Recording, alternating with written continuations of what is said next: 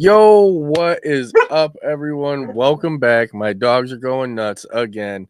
Go figure. I think it's when you go, yo, it's the energy. They're like, all right, we're with you. Yeah, let's go outside and go play, Dad. Come on. Chill out. See? But yeah, welcome back. Playoff time, man. I had something else a little bit more worked up, but the dog interrupted me. But playoffs. How you feeling? They are here, man. We got literally 3 games left for the season, which is sad. But We'll be at one of them. Yeah, it's exciting, man. It's all right there. Yeah. 25% chance right now. So, I mean, it's actually better than that. We got a 50% chance of getting there. Okay, yeah. I was saying to win it all, but yeah, we do. So, yeah, dude. Episode 36. So, I mean, I feel like once we hit like 30, it feels like it slowed down. But I feel like it was so rapid for so long. I mean, because we kind of threw the tailgate talks in there and other things, and it was just, and we had 3 home games back to back to back to back. You know what I'm saying? Mm-hmm. So our schedules were just crazy then. Yeah. Yeah. Those, what's up? Mike actually made it. Happy birthday to Mike. Happy birthday, sir. The big 4-0. And for a birthday present, I made him a moderator. Happy birthday. So, but you want to just like hop right into it? I mean, there's been a couple of things that we've already touched on the all UFL team. Now they're talking about MVP candidates and other awards that, like offensive player of the year, defensive player of the year, that'll be coming out, I think, after our games this weekend. I mean, I feel like MVP's got to be Tamu, right? I'm thinking it's leaning that way. It's got to. I mean, unless if you want to think who's more valuable to their team, I mean, most people consider it between Bryce and Tamu, right? I mean, yes, we are way different without. Hot take. Oh, all right. Hot take. What's a hot take? I heard it earlier on the UFL podcast with Zach and Ref. Okay. But MVP is who drastically changes the team for the better. Yeah, when they're not in. So, I mean. Yes. So, Perkins, that's not a hot. It's not a playoff team. It's a 5-5 team. We've been praising them all year long. McClendon? If Houston doesn't have McClendon, are they still a 5-5 team? I mean, I have been singing the hell out of his praises. You're not kidding. I mean, what's his overall? I mean, now that you think about it, you know what I'm saying? How many touchdowns does he throw? Perspective of just I haven't prepared for this. How effective he is in or out of the game. All right, so he definitely turned them around, and they look like they're operating like a formidable offense now. And they had a sleeper defense. Mm-hmm.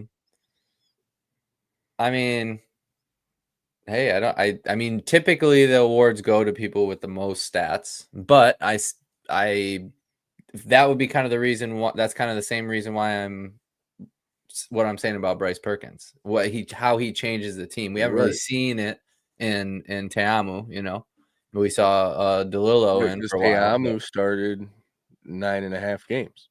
Exactly. That's something. So, but I mean, I think it'll probably go to Teamu, but I mean, it just depends on how the voters are thinking. Right. But it was just a take I heard earlier, and I don't disagree with it.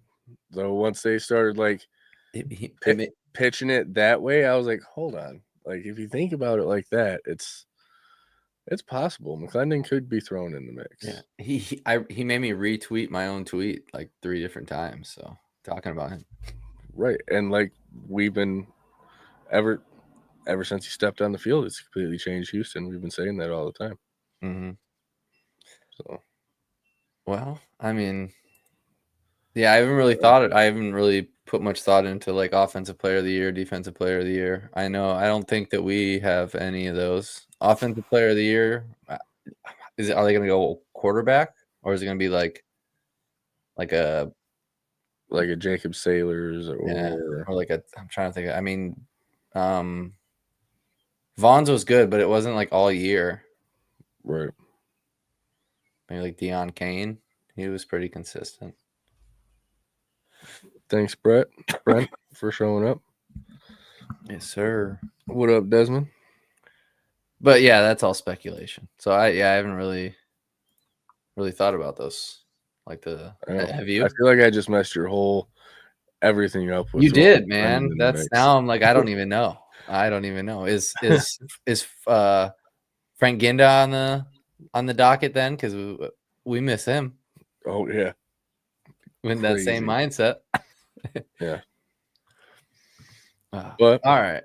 Well, you want to get into the second game on Sunday? Because since there's only 2 games, we're gonna do them flip flop because we always do our game last. Yeah, save the best for last, guys. The XFL Conference Championship, June 8th at 6 p.m. Right after our game gets done, maybe before our game gets done. Oh boy, I hope so. How are you feeling about this game? This game? I mean, I want the Defenders to win, and I mean, this game could go either way. I don't think that last week that has any indication of what we're gonna see. Oh no, you can't count the Mud Bowl. Yeah. So, I mean, I don't even think that their first meeting is really gonna be. I think that their offenses have evolved. I guess. Well, I guess not really evolved. They've gotten comfortable.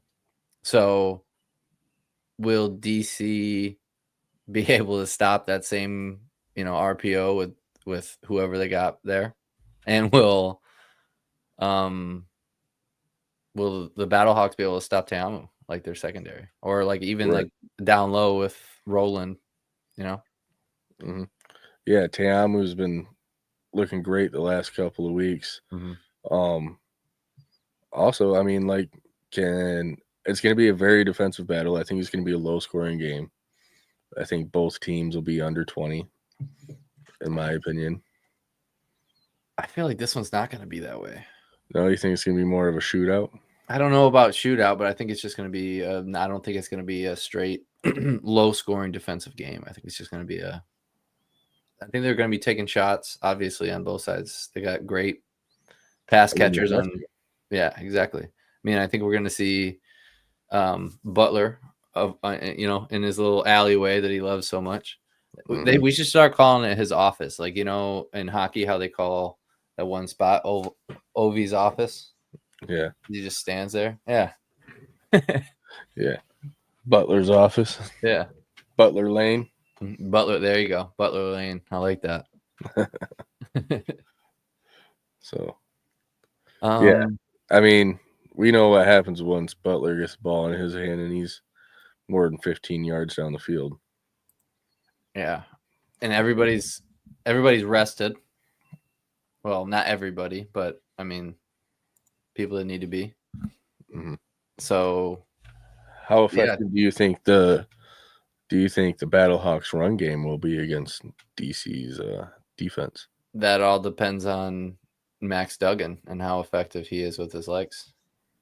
Yeah, I mean, but they do have Ja'Cory Pearson and Jacob Sailors. Mm-hmm. Yeah, which are, I mean, arguable offensive player of the year we were just talking about. So I think it's going to be it. I mean, they're juggernauts of the league, the 8-team league. These 4 teams are the ones who stand out, and it took longer to completely, mathematically eliminate everything, but we kind of saw this coming, and it kind of just came to fruition as the season played out. I mean, I'm. Ooh. What's up? Isaac. He thinks Brandon Silvers will come in because DC stops the run. Ooh. Air the ball out a little bit. And I mean, Desmond's bouncing back and forth between us and Lion Syndicate because we're on at the same time. Oh. Whoops. My bad. 5:05. Let's just gotta stick to it. Yep. It's what works for us. Yep. I mean, I could see that. I don't know, highlight that again. But I mean, DC is their defense is. I mean, go figure. The defenders are the defenders, you know. But can you imagine if that did happen? What if they give them? What if it's a half-half situation? Yeah, that'd be crazy. You know, like all right. I think it'd be more of a situational. You think they'll just be swapping? Like put them in on third down. If Duggan's not doing anything, you might as well throw Silvers in there, see if he can air it out. Yeah. Maybe give different looks. But so who do you think is going to take this game? Isaac says that Duggan does not have a championship level arm. He hasn't needed it to pull off wins right now, but I mean, throughout the season, they've kind of leaned on legs. You know, their run game, whether it be the running back, quarterback, or even short. So when they get it going. So I got two different opinions here. So you can't pick both teams. No. Hear me out.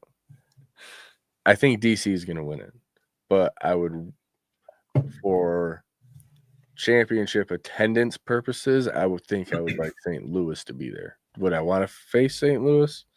No. Do I think they're going to win? I don't. I think they're going to end up beating themselves. You think so? You think it'll be like a reenactment? I mean, we kind of the second half of the game against DC when we went against them, it was like they fell apart almost. And Tama was in and playing well. And also, a lot of people are saying, you know, Teamu has a reputation for falling short from time to time. He's been on a hot streak lately, and he's a bipolar quarterback that's been riding one side right now. So how long can he keep that up? Right? Can he continue and finish out the season hot, or is this where he chokes? I still think it's really awesome that these two teams made it here, though. Blue, red, sword, shield. Yeah, a lot of people are saying this is like the XFL rivalry. Right now. Yeah, because wasn't it the DC game that St. Louis visited them and they threw lemons on the field? DC did, because they couldn't have the beer snake no more, just for that one game. Really? I don't remember that. I believe so. If Mike's still here, the lemon game. Yeah. The Electoral College Bowl. Yeah. I like that. the Electoral College Bowl. I like that.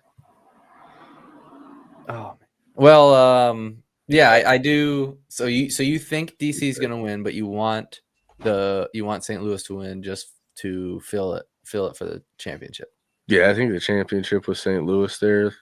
So you're saying as us going and as Panthers fans who want to be there, you'd rather.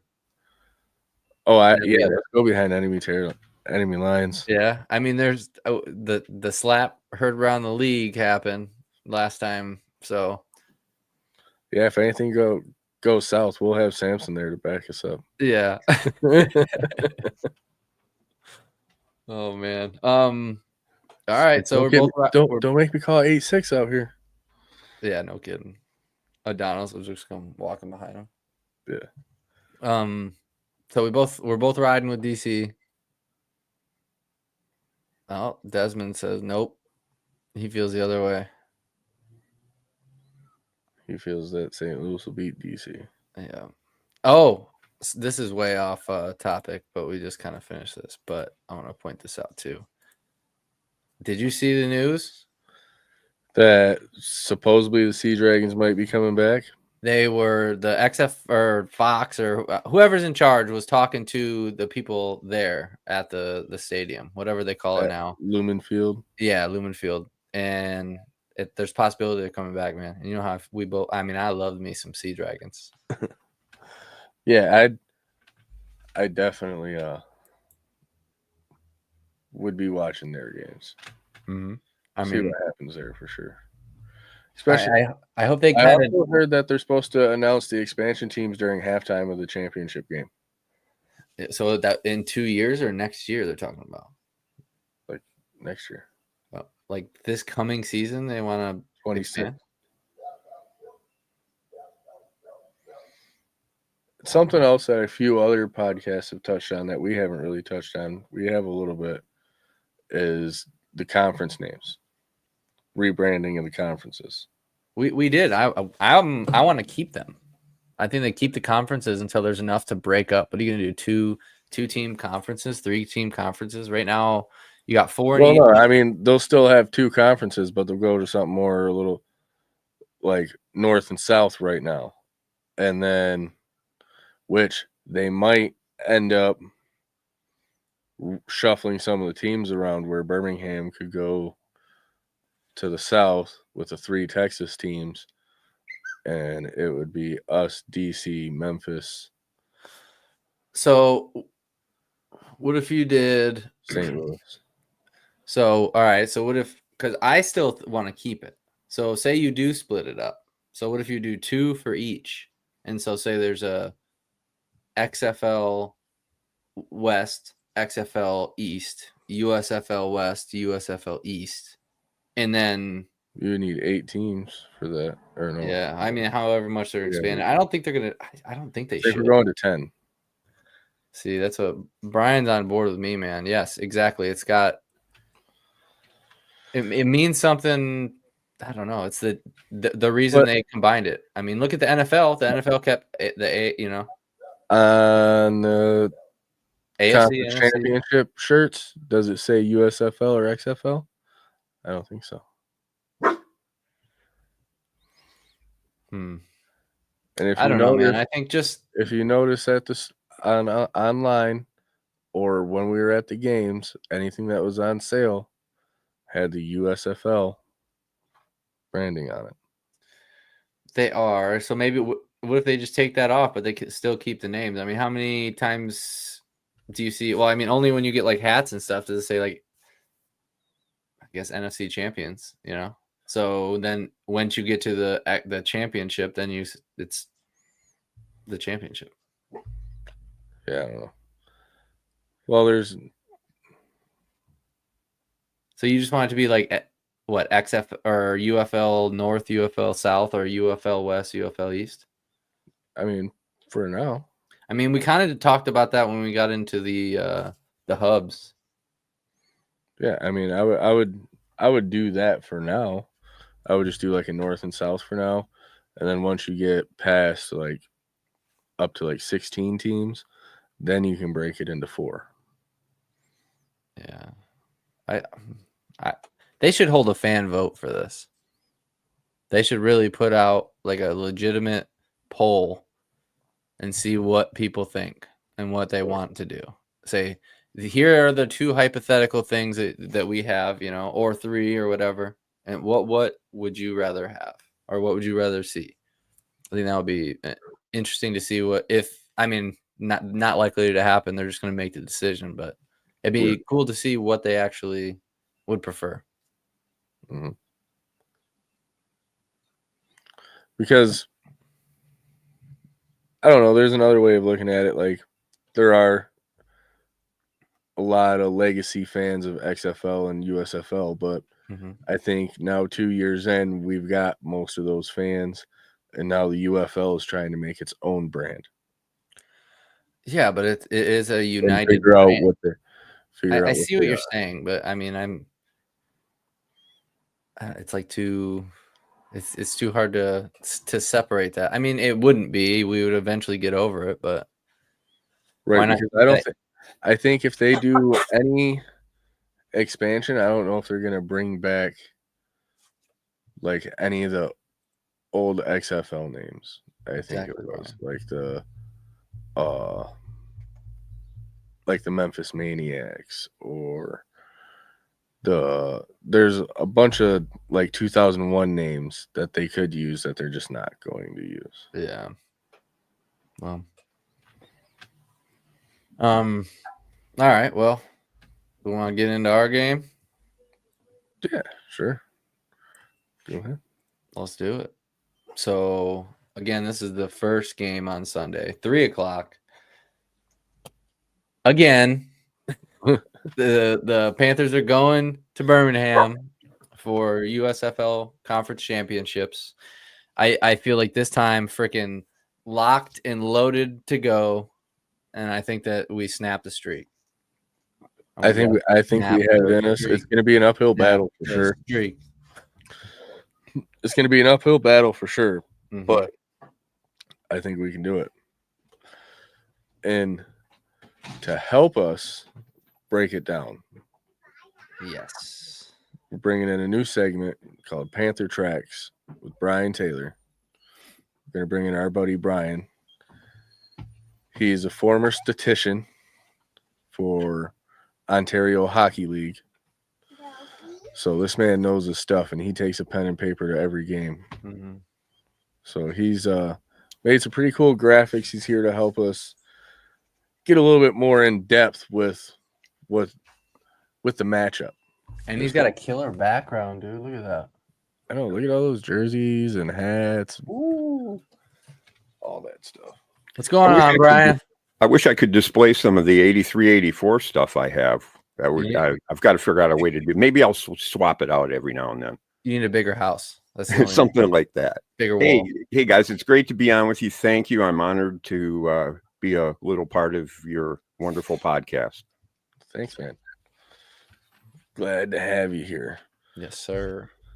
So which one did you need me to bring up first? But what kind of things do you want to talk about real fast? Touch on. Well, I'm just here to really provide a little context to the stats that you throw up, because sometimes, like I was telling Jesse, you need context with stats because they can be misleading. Sometimes you don't really see what you need to see in them. So that's kind of what I'm here for. Just provide a little context, and you'll probably hear me use that word a couple of times because it's really important to have with them. So let's put the first one up with a history, and I guess I'd like to preface it by saying I think let's talk about the elephant in the room that nobody that loves the red wants to hear anybody talk about, and this is not the same Birmingham that we've been used to in past seasons. Okay, this Birmingham team has won. I'm sorry. Not only did they not win 8, 9, 10 games, or 9, 10 games this year like they usually do. 8 of their 10 games this season were 1-score games. Now let's just think about that for a second, guys. 8 of their 10 games. The 2 games that were not 1-score games that they played in week 6 when they hosted San Antonio and kind of moderately blew them out, and then of course week 10 when they went to Memphis and totally blew out the Showboats. But outside of those 2 weeks, their games could have gone either way, and I think most of us know that they had their fair share of lucky breaks this year to pull out some of those games. So that's a little context that we need to look at when we talk about the history, and specifically what we're up against this season. I think even the Stallions fans would probably, if you got them over a beer, they'd probably have to admit to you that they're probably more beatable this year than any year. So looking at our history, obviously everybody knows we're 0-whatever you choose you want to go back to, if you want to just talk about UFL, or if you want to include the 2 years that they were in we only played them once a season in the USFL version 2. But they like to forget about the one victory we had back in USFL V1 against them. But let's just talk about last year and this year, because that's what really matters. Our first 2 years in the USFL, we were 2-8 and 4-6, and kind of building up to where we have been the last 2 seasons, and really competitive. Last year, as we well know, we played them 3 times. Week 2, we had them here at home. We lost by 7, and if you remember, E.J. Perry was sacked as we were going in on the final drive to try to tie or win that game. So that was a very winnable game. Then week 10, we all know what happened in Birmingham. Of course, it was, we knew we were going to see them the next week. But anyway, the 20-19 win they had over us in that week 10 preview of the conference championship was a Jake Bates field goal that was missed as time ran out, or we would have won that game. And then obviously we all know what we suffered through in the conference championship last year. And that was, we had a firm grasp on them, and it kind of, at one point it was 18-0. And then I think that lead shrank to 18-12 at halftime. And Danny had 3 interceptions that game, and just kind of everything went south from the third quarter on. And we all know Bryce got hurt in the week 10 game, and we didn't have him for the conference championship. So that's the context that we really need to look at when we talk about last year and this year versus Birmingham. And then we, of course, look at us this year. Week 2, we lost by 1 score to them in a very winnable game. That was a game, if memory serves right, that was a game we had the muffed punt, which turned into, I believe, a scoring drive for them. And we had a turnover on downs. We had ample chance to win that game as well, and kind of shot ourselves in the foot. Then, of course, week 9, we know what happened there. And, we had another turnover on downs as we were going from the 5-yard line. Yeah, 4 tries, 3 tries, 4 3 tries. timeouts. So, shame on us to a certain extent, because we kind of did it to ourselves. But I would maintain that when you put the context to us playing Birmingham in 2024 and 2025, many of our losses have been self-inflicted wounds. I can agree with that. Yeah, especially, even like you talked about that last in week 9, that last drive. That felt self-inflicted. It's especially when we've been watching Bryce Perkins all year from that, that range. Just he's going to figure it out at the end. So it was tough to watch, but yes, it is interesting. I didn't know 8 of the. Oh, sorry, work's calling. 8 of their 10 games were by 1 score. So that's good heading into this game. Yeah, and that's, they kind of flew under the radar with those 1-score games this year. I was saying that to a friend the other day, hey, 8 of their 10 games were 1 score. And I go, really? I knew they had some close ones, but I didn't realize it was most of them. Yeah, it was. But I'm glad you said that about the week 9 game, Jesse, because I think there isn't anybody that feels that if we have Bryce with 4 shots to punch it in the end zone, he's going to, like you said, he's going to figure out a way to get it in, even if it's with his own legs. Definitely agree with that. It's hard to deny when we've seen it. That one, like we talk about it all the time, but how many times has he just been, you're like, oh man, that's a rough, oh wait, hold on. Okay. It turned from a no to a go. Yeah, and even when they think they have him wrapped up, like what was it DC did, he finds a way to spin and twirl out of it. So I guess to put a bottom line on the context on our history with Birmingham, it isn't the doom and gloom offer that people would like to put a spin on it in the media as, and it's it requires putting it under the microscope, which is kind of what we just did a little bit here in a brief amount of time. So you're telling me Trey Crowder's not just going to have 2 pick sixes for the rest of the games? No. So before we go to the next slide, guys, I want to give a little context behind why we're going to do this with the next slide. As we all know, point after touchdowns in the UFL is an amazing thing. It brings a lot of excitement to the game. But there also is another reason that it's designed to be 1, 2, or 3. And that's in order to give teams a real chance to manipulate the scoreboard and avoid ties. We don't see many tie games at the end of regulation. Obviously, we saw 2 overtime games this year, but we didn't have one in 2024.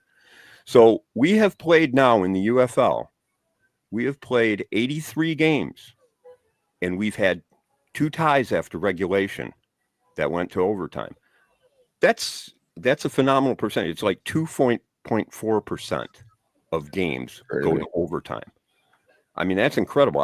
For a while there, I was thinking we might have another year that we didn't go to overtime. But anyway, the whole thing behind the point after touchdown conversions are designed so that teams can leapfrog each other. Mm-hmm. And you can go ahead and throw that second slide up, because I wanted to provide that background as we go to talk about this. So what I worked up here is I've put Birmingham's conversions for 2024 up here, along with ours and along with our opponents. In other words, what we allowed our opponents conversion wise. So we have a couple things to look at here. Now, here's where some more context is needed. If you look at Birmingham's PAT ones, you see they have 8 of 12. It's a little misleading, because up until the final week at Memphis, they were 4 for 7. They went for ones 5 times in the week 10 game at Memphis, and they made 4 of them. And that inflated that number to where when you look at Birmingham's 1s and 2s, it's fairly even, but really wasn't before week 10. So the context here is Birmingham, in a game that is up in the air, unlike their week 10 game, they're more likely to go for 2, whereas we are more likely to go for 1. And you're talking about teams, the 2 teams that were 1 and 2 in the league in PAT conversions this year. So that's a nice little subplot to look at Sunday's game in. And if you look at the bottom line there, what our opponents did against us, you'll see that they were 3 for 7 in 1-pointers, 3 for 14 in 2-pointers. And you could also see on there that I've broken down by pass and by run, the success rates. So our defense has been, not only have we been very good on offense on PAT conversions, our defense has been extraordinarily good against them. So that's another little subplot as you go into Sunday and think about, okay, Birmingham's more likely to go for 2 after a touchdown, whereas we're a little more likely to go for 1. And you can see the rates there. It'd be interesting to know on league-wide scale how teams match up against the field, as how you've displayed it, to know our ranking as far as Michigan's opponents, 3 for 14, so 21.4. It'd be interesting to see what that metric is stacked up to all the other teams. Oh, you mean as far as other teams versus their opponents, the way I did for us? Yeah. I mean, I'm not. I agree. I'm not asking you to do all that. I'm just saying it's curious. I agree, and part of me, maybe that might be an off-season thing I look at, because part of me wonders where we, and I'm sure that's why you're thinking about that too, is you wondering where we fall in the scheme of things on that. Relatively high based off of, just Birmingham and our numbers. Yeah, and then at the bottom of the slide, you can see I've put the UFL averages or the UFL numbers on there, so you can see how both us and Birmingham fall and our opponents fall against the UFL average for the season. That's another metric, man. I love that. Yeah, he's got some good information, and I think these are small, minute details that people are kind of like overlooking, and they're not like. It's definitely stuff that slips between the cracks. That's for sure. And Yeah, we are glad that you are here to serve it up to us, sir. Well, it's a pleasure to be here. So let's go on to the third slide, and it's one that you showed last podcast briefly. COC. And I think it bears repeating for anyone that may not have been here last time, and even just to underscore it, because obviously in a big game like Sunday, your big performers step up. And we can see from the numbers here, what you can't see, I've got COC's game by game for both last year and this year. But what I've done is I've extracted just the Birmingham pieces, which is what you're seeing in front of you. But if you were to look at his entire history, like I have in front of me, you'll see that he's consistent. Consistent performer, obviously, as you know, those of us that know him well know, but especially big time against Birmingham. He's had 300-yard plus games over the last two seasons. Mm-hmm. Two of them have been against Birmingham. And the other one was St. Louis. File that one away in case we have to beat the Battlehawks somewhere. 3 of his 4 TDs have been against Birmingham. The other one was against Arlington. All 3 were on the road. So not only is this a guy that doesn't shy down from playing the Stallions, he doesn't care where it is. Any squad, any place. Road dog. And one of those was in the postseason. So he's not one of these guys who performs well in the regular season and then disappears in the postseason against a tough opponent. So you have a guy like Bryce Perkins who can rise to the occasion and makes everybody else around him better, raises their level, causes them to raise their level. But you have another guy like this who shows by example as well. Yeah, right in front of you. Everything to another level too. Yeah.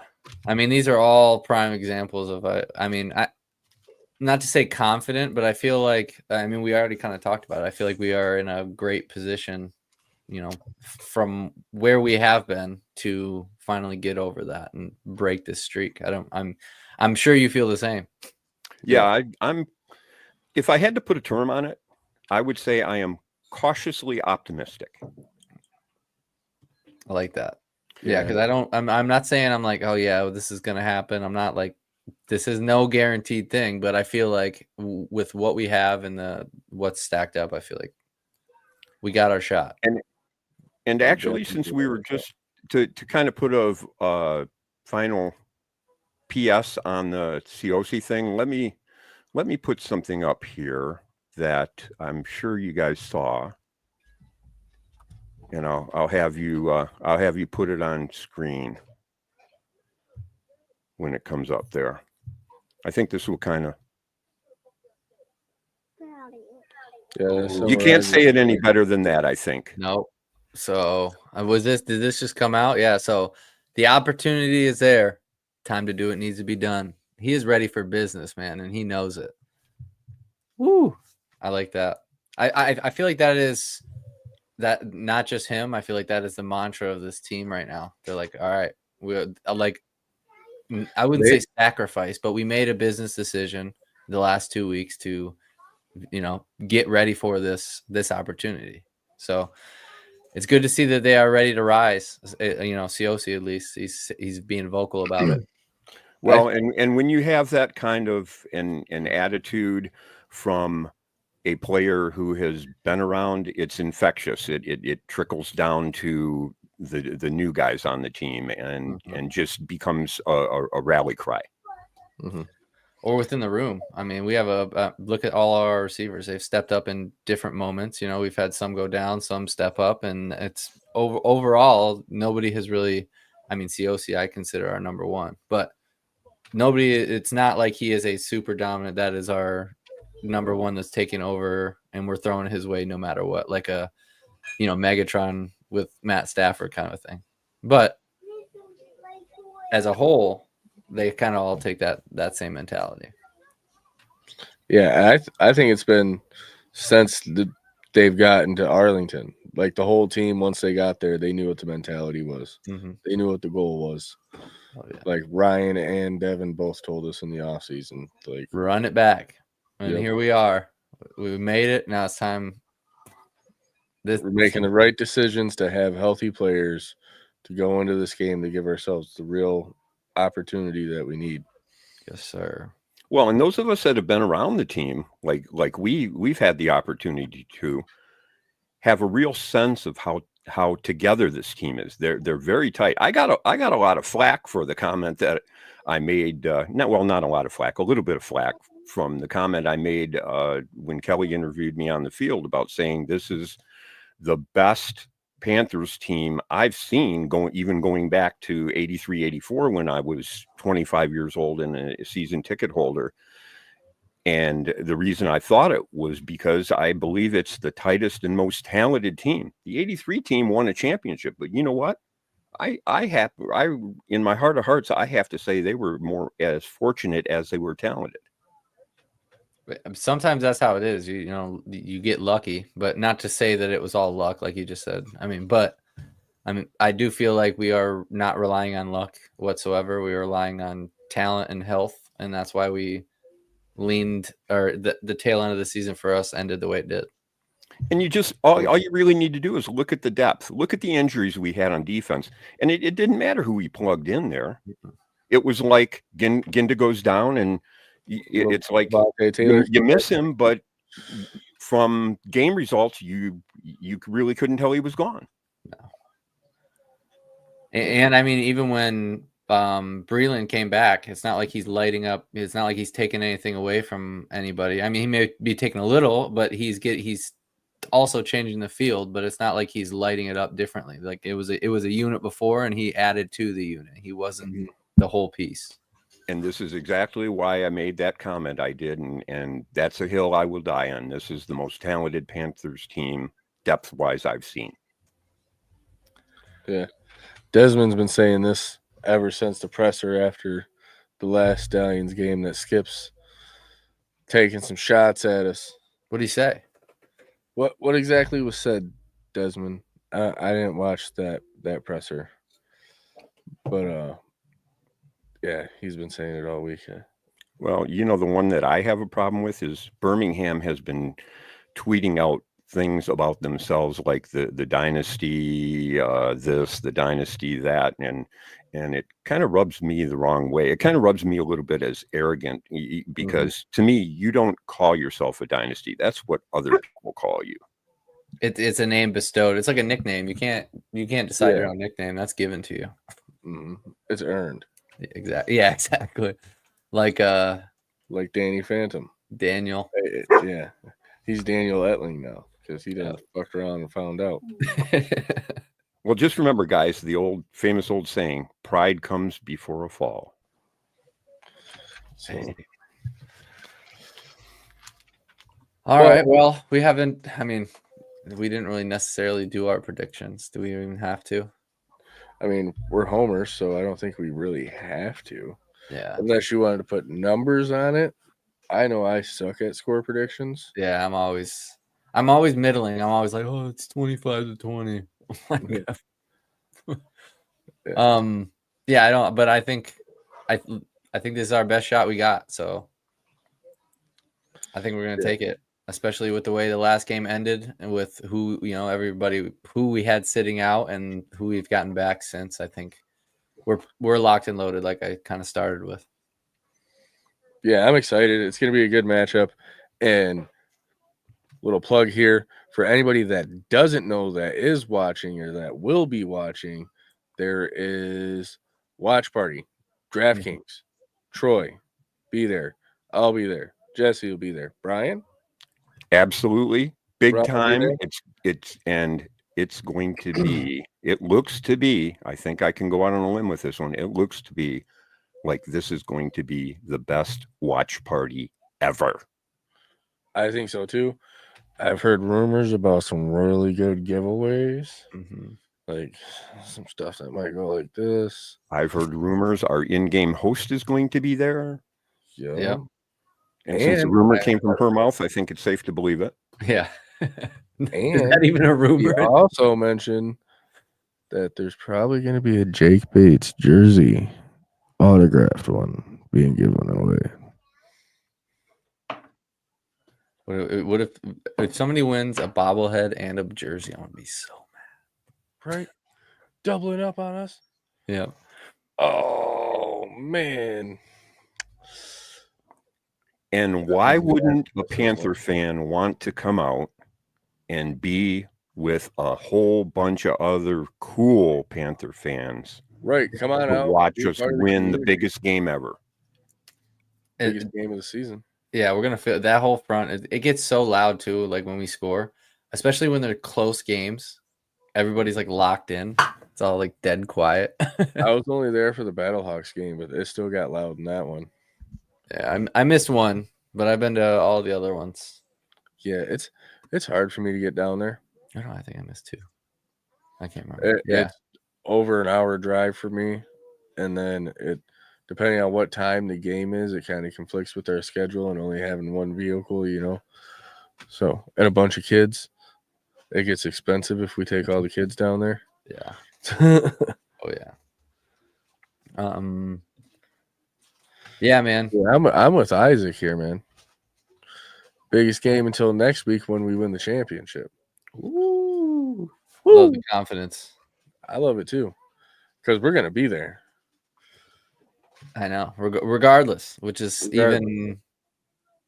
It feels cool, but it's like almost like anxiety inducing. Like, come on, guys. Yeah, like if you guys can just make it, like going to the game is going to be awesome and it's going to be an experience. I've never traveled for a game, let alone a playoff game or a championship game, and then like doing all that, but having the Panthers there, I think it'll make it 10 times better. Oh yeah, you know, yeah. I think like you've seen the Horns Forward people when they travel to different cities, they've ran into their coach out in the city, and they've ran into like Anthony Becht out in St. Louis and stuff like that. So I think it'd be cool to like maybe run into some people out in the wild. Regardless, I feel like afterwards we can go down close to the field and they'll probably be hanging out. It's a championship, man. Right. As long as our people that we know that are in the front office are there, I think we might be able to get down there. Like if we win, we might be able to get down on the field after the game. We better. I think it'd be awesome. I'll just jump on the field at that point. Right. Well, if we're going to St. Louis, I'll be there because back in 1983, one of my biggest regrets is I was not able to go to Denver for the championship game. Oh, so you're just waiting for the results and then booking it all? Exactly. I swore that if the Panthers ever made it to another championship, that there was no way I was going to miss it. So that's where I'm at on this one. Mike Cohen's in the same boat. We might have a whole gang there. So I already know that it's us four. You know, me, you, our ladies, and then Dan Jackman, the guy from Canada, he's going to be down there. So we are in section 103. For anybody who hasn't bought tickets and decides to, section 103, row D and E, seats 15 and 16. That's where we'll be. Yep. We're like 4 rows up from the end zone in a corner. So. Because I kind of wanted an end zone seat just in case, like, you know, we get the Panther pounce into the end zone. The Panther pounce. Love it. You guys probably got the early pricing on those tickets, though, right? We'd have to pay the full price now. Actually, no, I think they were open to the public when we bought them. Mm-hmm. They were. It was like a week after the pre-sale. Yeah, we waited too long. Yeah. I mean, we had to get funds right and figure out. Had to make sure if we were doing it and how we were going to do it. It's going to be a great time. Yeah. All right. Well, we plugged the watch party. Is there anything else that we got going on? I mean, that's it, man. We just got these. Yeah. We got to get these 2 out of the way and then get there. Yeah. Oh, so I guess I knew it. Do we know how to make a poll in here? In here? Yeah.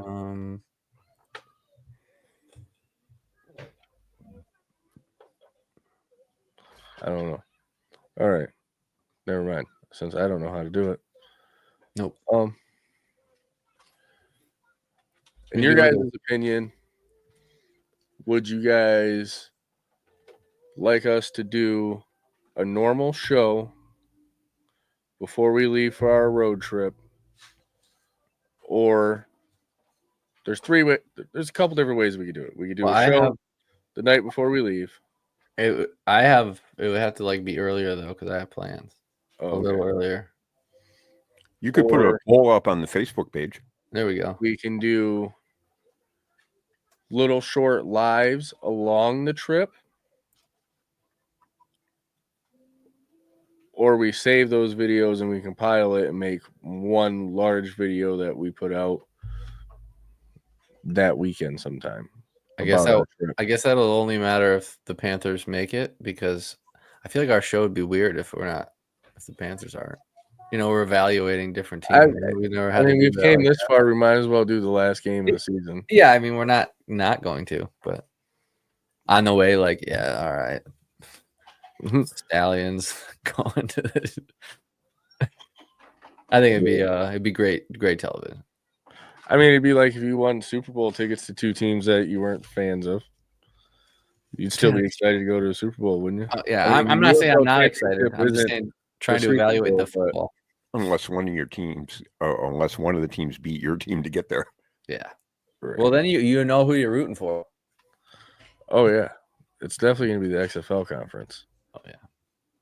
Because if we're not rooting for the Panthers, then that means them fucking ponies did it again. Sorry, I need a soundboard with the beep for whenever I decide to drop F-bombs. Well, I think that's about it, huh? I'm getting attacked by my dog. Oh man, mine too. Look how vicious.